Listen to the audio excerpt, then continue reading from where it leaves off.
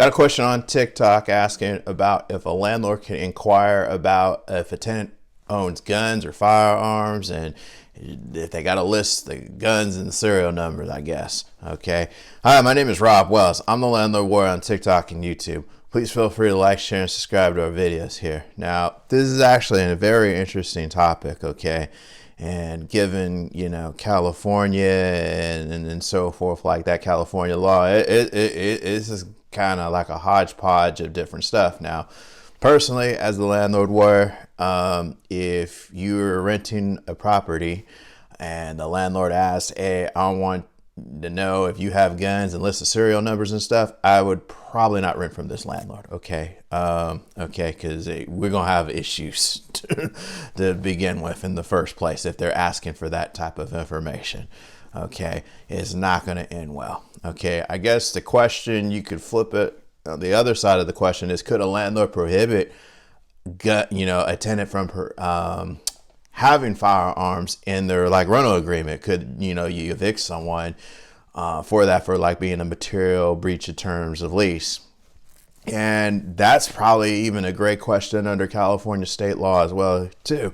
Here's the reason: under California law, there currently right now there are really no defined protections about discriminating against a tenant or someone that has firearms or keeping those items in the home. Now, there are some states, for example, that prohibit a landlord from, putting in clauses, tenant can't have firearms, that type of deal, or you can't terminate a tenancy for that reason.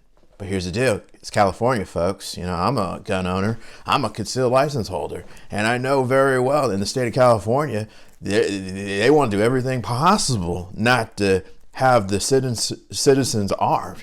And even with the Broom decision with SB2, for example, the state did everything in their power basically to make those permits useless, basically. So, if you're a tenant and you're asking, hey, are there protections under California state law right now?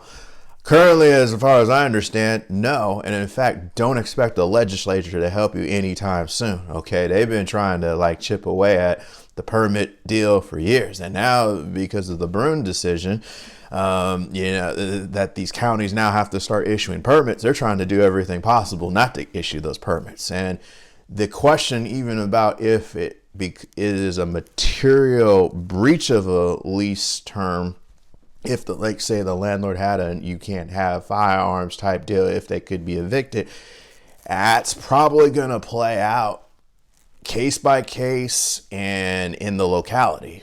For example, in places where, hey, there are a high number of concealed carry permit holders and, guns, or, hey, it's a normal thing in life. Courts may go, hey, that's not a material term. In fact, that's you're unlawfully, targeting a tenant, for having a firearm. If they're not doing anything, any other thing illegally other than possessing the firearm in the home, we're not going to evict the tenant for that. Versus you go to a city, like San Francisco, LA, now it's going to be a different deal here. And the problem is with the patchwork of, you have a constitutional right, but then also too, you have to deal with state law as well too. Cause again, maybe if the housing owner is like a HUD based, like a government entity, basically, you might be able to hold a Second Amendment type of argument. But with private individuals, right now, unless there's a statute on point, I think you're going to have a very hard time. And even the retaliatory eviction statute, Civil Code Section 1942.5, subdivision D, it is against the law for a landlord to, cause someone to leave involuntarily. You give them like a termination notice, increase the rent, decrease services for a tenant exercising a lawful right. The problem is this, okay? Tenant has the burden to prove that the sole purpose in life is the landlord's evicting them for, exercising that lawful right. And then the second thing is you have to defend against an eviction or unlawful detainer. And I don't want to be in that situation.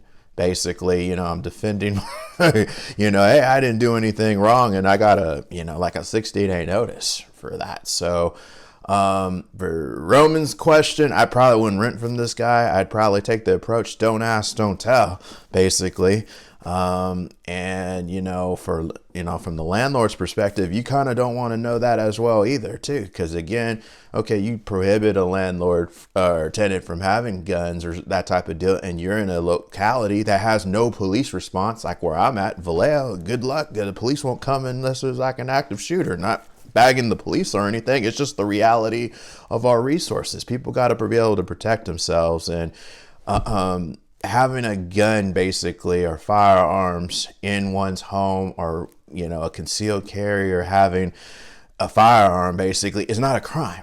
Okay, now it's what you do with the gun or firearm. If you point it at someone and you're not justified in doing it, that's a felony. Those are crimes under the penal code here. So we got to get over this mindset of having a gun is a bad thing necessarily. But unfortunately, until the more laws pass, basically maybe at the federal level, if the state legislature turns in any shape or form putting these protections in place, I don't really have a good answer for you, because it's going to be very subject to opinion based on the locality you're in and how the people think and so forth like that, because traditionally California does not like people being armed, basically, legally. So those are my thoughts. I'm a conspiratist. You put your comments and questions down below. I'll try to answer them to the best of my ability. And if you're a landlord facing a tenant situation, they're not paying rent, or you got a material lease violation, you're in the Northern California area,